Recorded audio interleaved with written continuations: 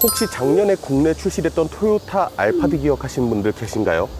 우리나라에도 카니발 하이리무진이라든가 스타리아 하이리무진 같은 미니밴을 기반으로 한 고급 사양 모델들이 존재하죠. 그런데 알파드 같은 경우에는 애초에 개발, 기획 단계에서부터 의전용 차량을 베이스로 깔고 간 차량입니다. 우리나라에서는 그런 미니밴이 없었죠.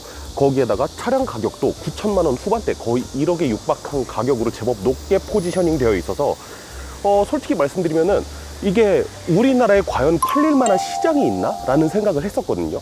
그런데 제 예상과는 다르게 후다닥닥 빨리 팔려버렸죠. 방금 전에 엔카 들어가가지고 중고 가격 확인해보고 왔거든요. 9,900만 원대의 알파드가요, 중고 시장에서 1억 4,900만 원에 팔리고 있습니다. 그리고 오늘 소개해드릴 이 차량은요, 진짜 1억 5천짜리 알파드입니다. 알파드의 렉서스 버전이죠. 바로 렉서스 LM500H입니다. 이 차량 과연 알파드와 어떤 것들이 다른지 한번 차량 살펴보면서 여러분들께 말씀드리도록 하겠습니다. 저는 자동차 콘텐츠로 밥 벌어먹고 살아야 되는 채널 카바베 권혁재 PD고요. 지금부터 함께 살펴보도록 하시죠.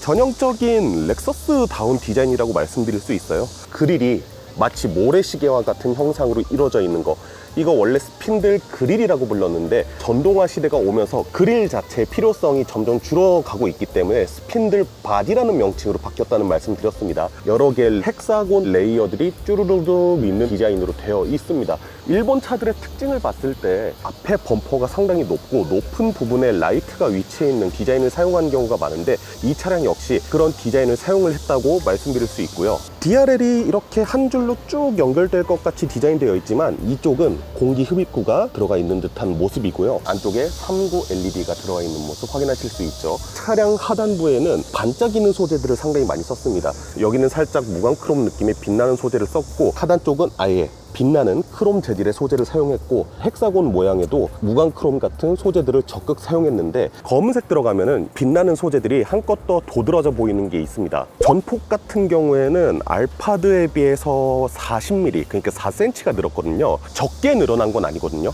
근데 애가 워낙에 등치가 크니까 그만큼 전폭이 늘어났다는 게 그렇게 티가 안 나요. 일단 전면부에서 느껴지는 거는 웅장하다죠. 웅장하다. 물리적으로 여기를 너무 높게 만들어 버리니까 밑에서 우러러 봐야 되는 듯한 디자인, 그런 디자인이 적용되어 있는 것을 확인을 하실 수가 있고요. 사실 알파드와 되게 비슷한 디자인적인 특징을 보이고 있죠.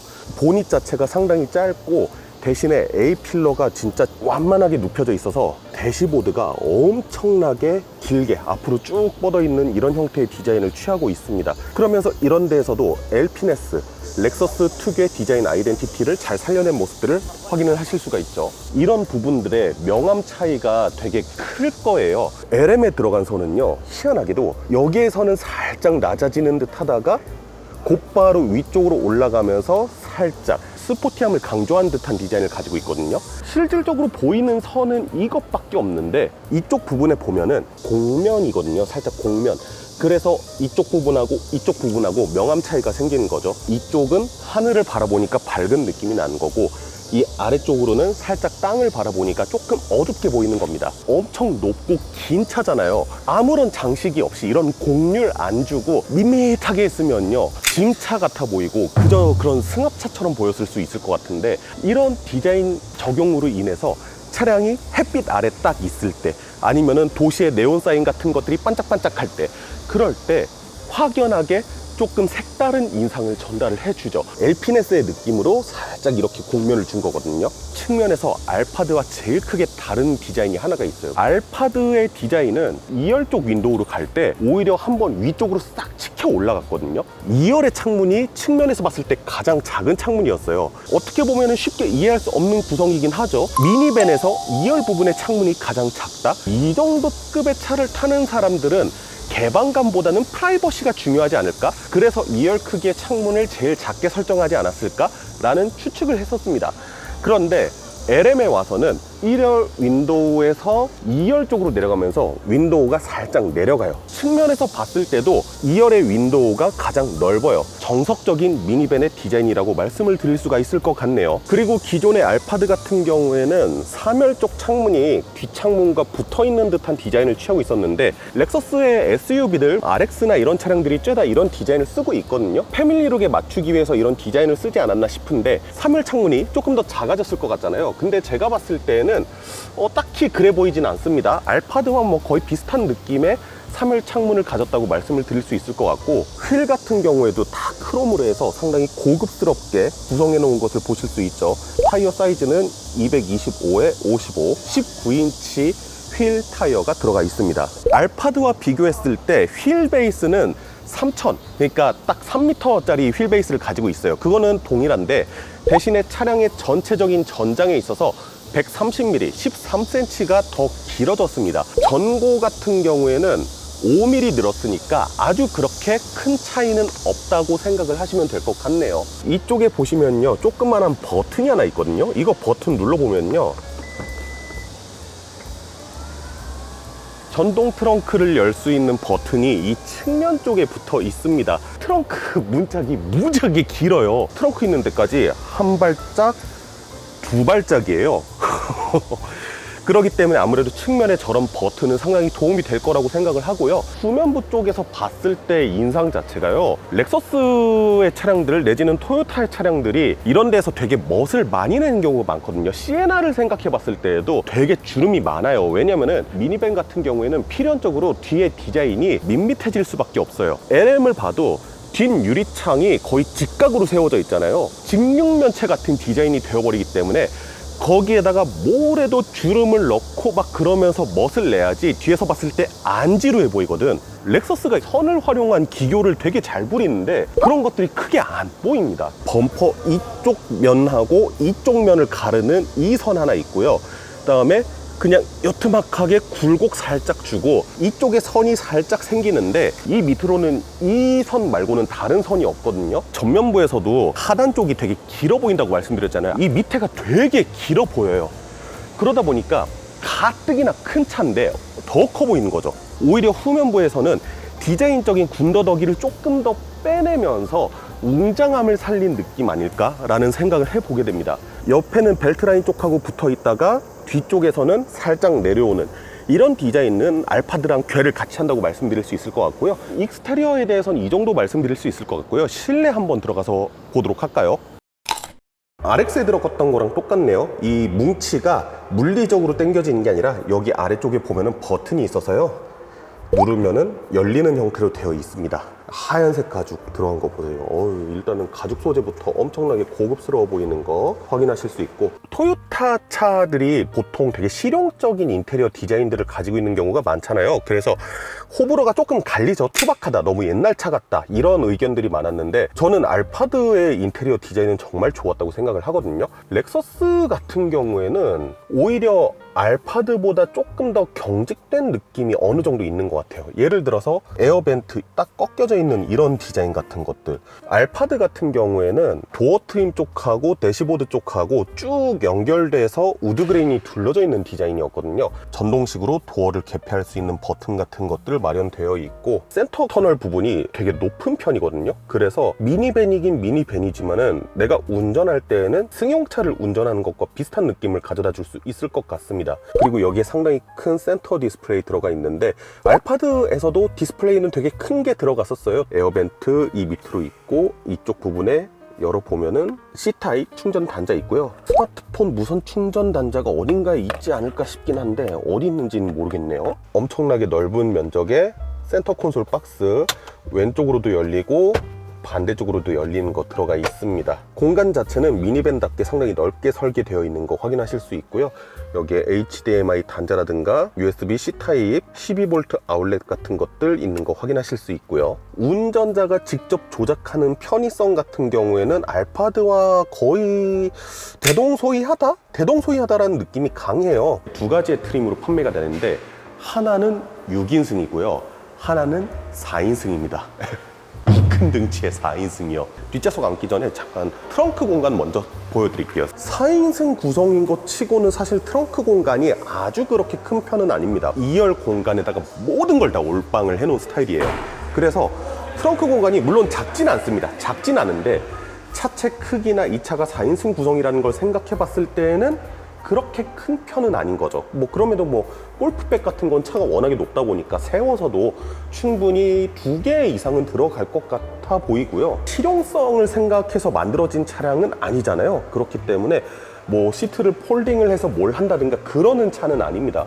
그리고 트렁크 부분에도 가죽이 끝까지 눌러져 있어요. 이렇게까지 하는 경우가 거의 없거든요. 보통 미니밴들이나 SUV들 같은 경우에는 1열 부분에서 고급 소재를 완전 빠방하게 박아두고 뒤로 갈수록 소재가 안 좋아지는 경우가 많아요. 알파드에서도 3열에 앉았을 때 실내 소재 나쁘진 않았는데 1열과 2열에 비해서는 조금 떨어지는 소재를 갖다 썼거든요. 여기는 그 고급스러운 소재를 이 뒤에까지 아낌없이 써놨어요. 물론 이 하단 부분에는 플라스틱이죠. 아무래도 물건 같은 거를 적재를 하다 보면은 이리저리 부딪히면서 상처를 낼 수가 있거든요. 야, 우산꽂이가 있습니다. 이렇게 진짜 완전 극의전용이잖아요. 그렇기 때문에 애들이 탈 일은 잘 없을 것이다. 왜냐면은 토요타나 렉서스의 미니밴들이 보통 이런 손잡이를 되게 아랫부분에도 배치를 해두거든요. 그래서 어린아이가 타더라도 쉽게 잡고 차량에 탑승할 수 있게. 근데 이 차는 아이가 탈 일은 없을 것이다 라고 생각을 했었는지 모르겠지만 손잡이 자체를 높게 설치했습니다. 요 밑에 발판 같은 것들 있어서 굳이 손잡이 없더라도 차량의 승차기는 상당히 쉬워 보이고요. 진짜 웃음밖에 안 나오고. 미국 영화에 보면은 스트레치드 리무진 있잖아요. 스트레치드 리무진 같은 경우가 운전석하고 2열 쪽을 완전히 분리를 해두거든요. 그런 것처럼 1열과 2열 사이를 완전히 분리해놨습니다. 그러니까 2열에 앉은 사람의 프라이버시를 그만큼 챙겨준다는 거죠. 이걸 통해서 이제 앞좌석과 뒷좌석을 분리할 수가 있고 투명도를 조절을 해서 아예 프라이버시를 이렇게까지 할 수 있다는 거죠. 여기 있는 사이드 쉐이드를 눌러서 이렇게 한 번에 닫을 수도 있고요. 진짜 밖에서 안이 안 보일 것 같아요. 되게 촘촘하게 막혀져 있거든요. 우리나라 시장에서는 또 썬팅들을 많이 하시기 때문에 프라이버시 같은 경우에는 상당히 잘 지켜질 것으로 보입니다. 그리고 뭐 발 공간은 레그룸 굳이 얘기할 필요가 있을까요? 발을 뻗어도 닿지가 않는데요. 이 앞에는 어떤 것들이 있나 살펴보면은 요 아래 또 수납 공간이 또 별도로 있네요. 아래쪽 열어보면은 냉장고가 따로 있습니다. 양 사이드 쪽으로 갈라진 썬루프 이런 것들도 들어가 있는 거 보실 수 있죠. 도어 쪽하고 거리가 제법 멀어요. 손을 뻗어서 열려고 하면은 손이 안 닿거든요. 그렇기 때문에 이런 버튼 같은 것들 잘 마련되어 있는 것들 보실 수 있고 화장 거울 같은 것들도 상당히 잘 마련되어 있죠. 말도 안 되게 너무나 많은 기믹이 숨겨져 있는 것 같아 갖고 들어갈 때부터 자세하게 뜯어보려고 한번 밖에 있는 전시 차량에 와봤는데 이 차량은 안에 있던 차량과는 다르게 검은색 인테리어가 들어가 있네요. 알파드와 마찬가지로 옥황 상태 형태의 투시트 구성의 시트가 들어가 있는 거 확인하실 수 있고요. 통풍이라든가 열선 시트 버튼들 있고 편하게 발을 뻗을 수 있게끔 또 지원이 되고요. 여기를 열어보면은 알파드 때와 마찬가지로 별도의 테이블, 이 테이블을 활용해서 뭐 노트북으로 작업을 한다든가 할 수 있는 그런 기능이 들어가 있습니다. 이쪽에 별도의 스마트폰 충전 공간이 있어요. 그 다음에 USB-C 타입 단자가 2개가 있고요. 여기 이어폰 꽂을 수 있는 단자가 있거든요. 여기도 뭔가 수납 공간이 마련이 되어 있네요. 되게 수납 공간을 많이 만들어 놨어요. 열어보면은 앞에 센터 콘솔 박스와 마찬가지로 별도의 수납 공간이 있는데 여기 수납 공간이 상당히 깊습니다. 시트를 일단은 제일 편하게 구성해 볼까요? 발을 앞으로 쭉 뻗고요. 시트를 제일 뒤로 눕혀 보겠습니다. 이거 침대잖아. 시트가 이렇게 만들어집니다. 거의 침대예요. 이 정도면은 180도죠. 180도로 누울 수가 있습니다. 공간이 남아도는 차량이기 때문에 슬라이딩 기능은 굳이 필요 없다고 생각하고 안 넣은 것 같아요. 슬라이딩 기능은 별도로 없고 이 차량은 또 여기 소재가 스웨이드로 되어 있네요.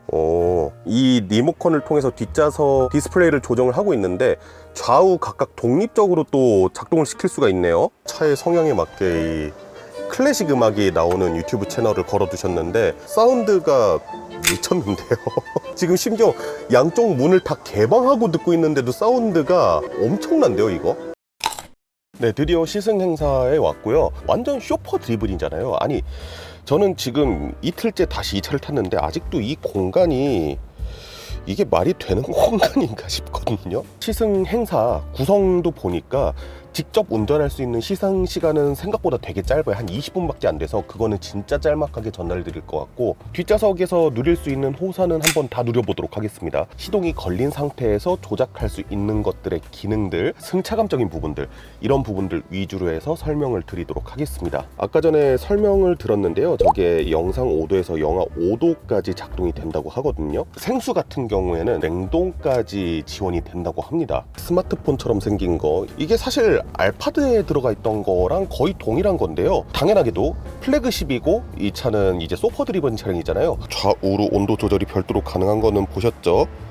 구역별 조정으로 가면은 머리, 가슴, 허벅지, 발 순으로 해서 세부적으로 또 별도의 온도 조절이 가능하다는 거죠. 아마 알파드에는 없었던 것 같아요. 그래서 이거는 조금 더 LM에 맞는 고급 기능이라고 볼 수 있고, 통풍이라든가 열선이라든가 이런 기능들을 다 조작할 수 있는 거는 동일하고요. 좌우 쪽으로 해서 암레스트, 겨울에 열선 시트 켜면은 고급 세단들 뭐 7 시리즈나 S클래스 이런 차량들처럼 같이 열선이 작동이 된다고 합니다. 등받이 부분하고 다리 받침대, 암레스트 쪽을 따로 조정이 가능합니다. 따뜻해져요. 따뜻해집니다. 알파드에서 안마 기능이 조금 시원찮다라고 말씀을 드렸는데, 강도 제일 세게 해서 마사지 한번 받아보겠습니다. 이런 느낌. 여전히 조금 아쉬운 부분이 있다. 교향악을 들었었잖아요. 교향악 3D 서라운드 오디오가 들었다고 하니까 영화라든가 그런 것에 있어서도 상당히 음향이 괜찮을 것 같거든요. 본 아이덴티티에서 미니 쿠퍼 가지고 차량 추격전 한 장면 있잖아요. 거기에 음향 잠깐 들어보겠습니다. 오, 서라운드 나쁘지 않아요.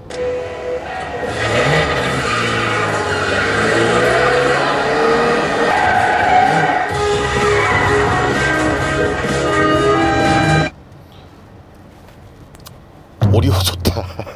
오디오 되게 좋네요. 가요 한번 만들어 볼게요. 가요. 클래식이 아무래도 이 차량의 실질적인 타겟층한테는 맞는 음악이긴 할 것 같은데, 저는 이제 또 철저하게 도파민 중독자이기 때문에 가요를 좋아하거든요. 마크 레빈슨에서는 솔직히 가요를 그렇게 만족스럽게 들었던 기억이 없거든요.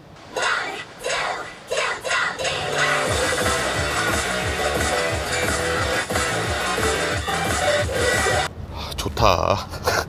오디오 좋다. 참고로 제가 지금 타고 있는 포시터의 로얄 그레이드 같은 경우에는 23개 스피커가 들어가 있다 그러고요.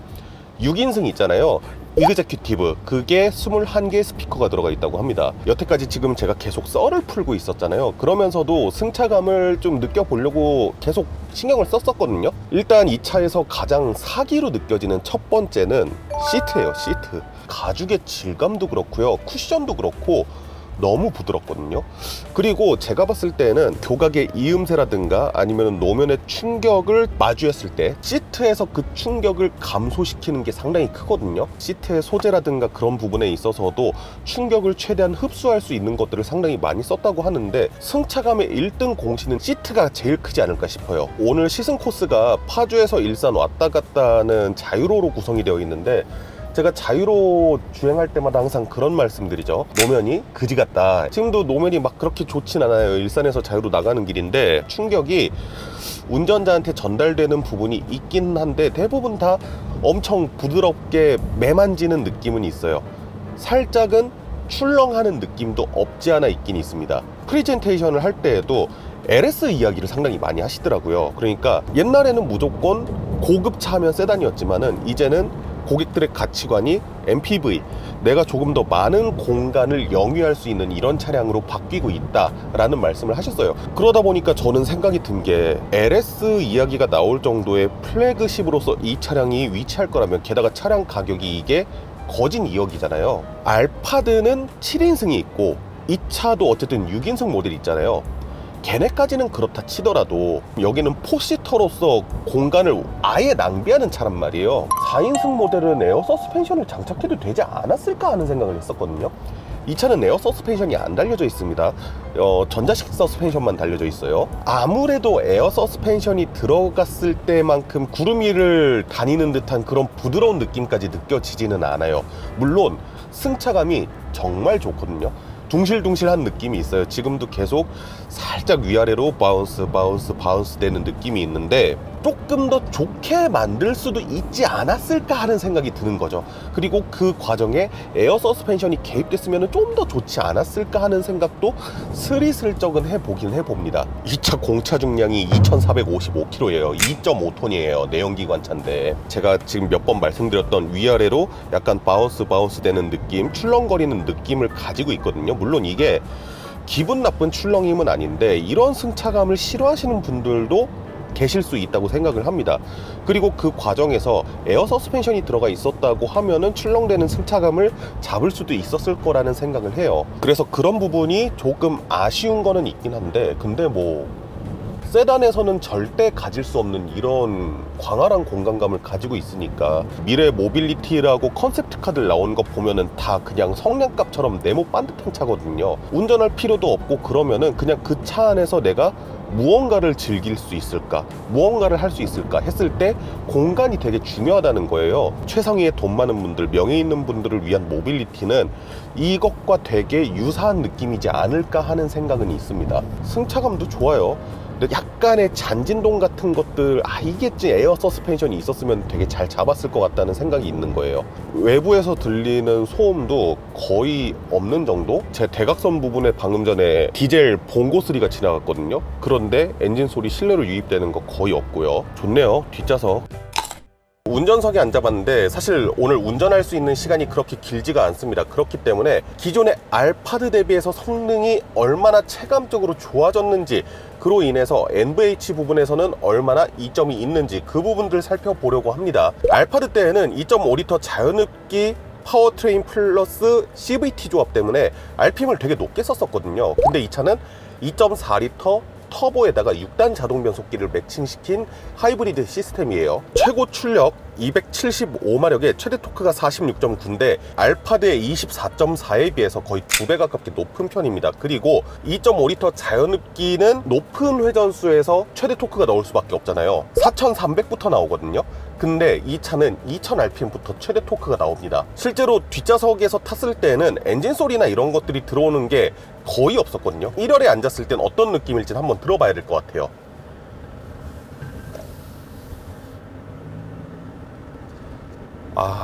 그쵸. 이 정도는 일단 기본적으로 파워트레인이 받쳐줘야죠. 4기통 2.4리터면은요 이 차 아까 전에 말씀드렸다시피 무게가 2.5톤이에요 만족스러운 파워트레인은 아니라고 생각할 수 있거든요. 생각보다 나가는 느낌이 나쁘지가 않습니다. 그리고 격벽이 있잖아요. 지금 4인승 구조이기 때문에 이런 구조임에도 1열 시트의 시트 포지션 설정할 때 그렇게 불편한 점 없습니다. 생각보다 가동 범위가 되게 넓게 나오네요. 격벽으로 가려져 있기 때문에 전자식 룸미러를 작동을 시킬 수가 있습니다.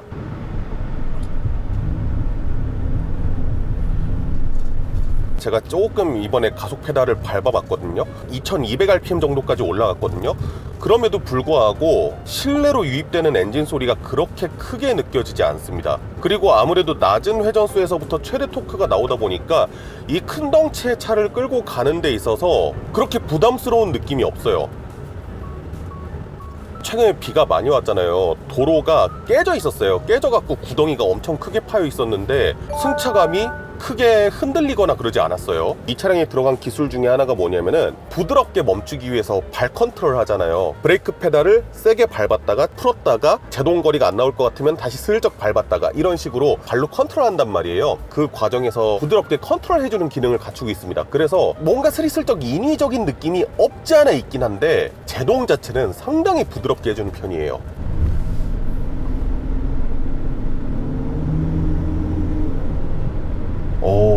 출력이 높다는 생각은 안 드는데 최대 토크를 뒤에서 쭉 하고 밀어주는 듯한 느낌을 가지고 있습니다. 그래서 차가 묵직하다는 느낌이 들기는 하는데 주행을 하는 데 있어서 답답하다는 느낌은 안 들어요. 그리고 아까 전에 뒷좌석에서는 도로의 노면 상황이나 이런 것들이 전혀 안 보인 상태에서 승차감에 대해서 말씀을 드렸잖아요. 노면 상태를 보면서 주행을 해보니까 맨홀 뚜껑? 저는 오히려 2열 승차감보다 운전석 쪽의 승차감이 더 좋은 것 같은데 느낌이? 되게 부드럽다. 맨홀 뚜껑 밟고 지나가는데도 되게 부드럽게 지나가주네요. 그런데 아무래도 차량이 무거워서 그런 것도 있겠지만은 생각보다 이 초반에 전기 모터만 가지고 주행하는 과정은 되게 짧은 편이에요. 거의 가속 페달을 밟음과 동시에 엔진이 개입을 하게 되는데 4기통 2.4리터 과급 엔진임에도 불구하고 세팅 자체가 너무 유들유들하게 되어 있어서 엔진이 개입했을 때 크게 불쾌한 느낌은 없어요. 그러니까 알아차릴 수는 있어요. 아, 지금 시동이 켜졌구나, 엔진이 들어왔구나 하는 것은 분명히 가속 페달을 통해서 어느 정도 느껴지는 진동이 있거든요.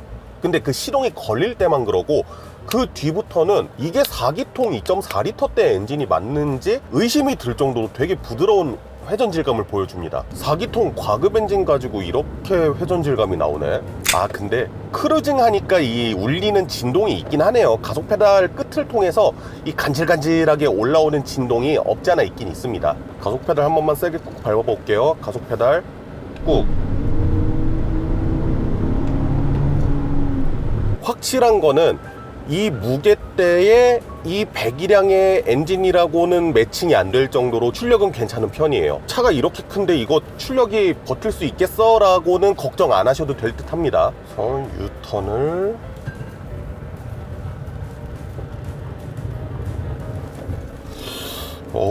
롤이라든가 이런 부분도 없지 않은 건 아닌데 이 차의 등치를 생각해보면 상당히 억제가 잘 되어 있는 편이에요. 다시 한번 가속 페달 꾹. 저는 솔직히 그렇게 생각했거든요. 알파드보다 조금 낫겠지라는 생각을 했어요. 그런데 알파드보다 훨씬 좋은데요. 애매한 부분이 있어요. 알파드가 이제 9,900만 원대의 가격이고 렉서스 LM의 6인승 모델이 1억 4,800인가 그렇단 말이에요. 5천만 원 차이인데 6인승 모델은 제가 지금 구경도 못 해봤잖아요. 그 정도의 돈을 더 지불하고 알파드 대신에 LM을 선택할 만한 가치가 있는가?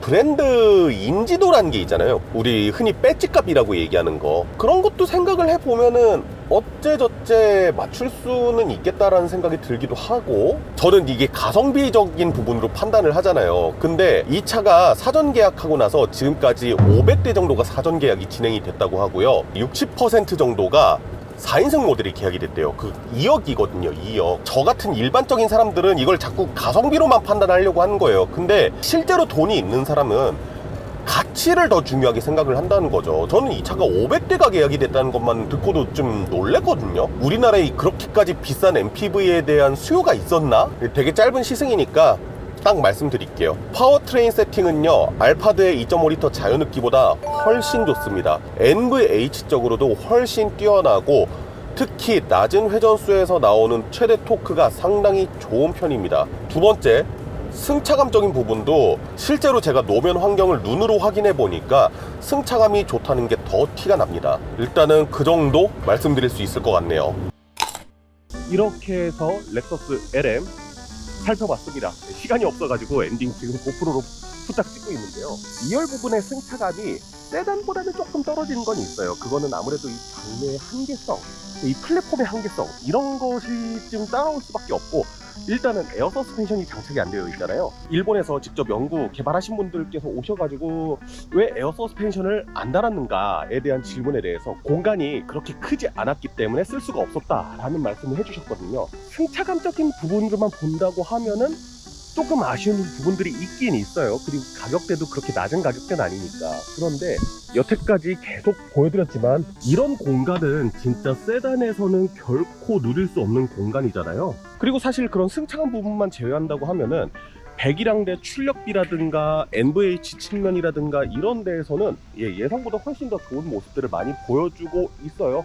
근데 아쉬운 거는 시승 시간이 원체 짧아가지고 좀 못 느낀 부분도 많았고, 개인적으로는 4인승 모델도 상당히 좋지만, 이런 완전 플래그십 모델도 좋지만 6인승 모델도 개인적으로는 좀 궁금하거든요. 그래서 나중에 시간이 된다면 6인승 모델도 아주 진득하게 좀 시승해보는 그런 시간 한번 가져보도록 하겠습니다. 네, 저는 지금까지 자동차 콘텐츠로 밥 벌어먹고 살아야 되는 채널 카바오의 권혁재 PD였습니다. 감사합니다.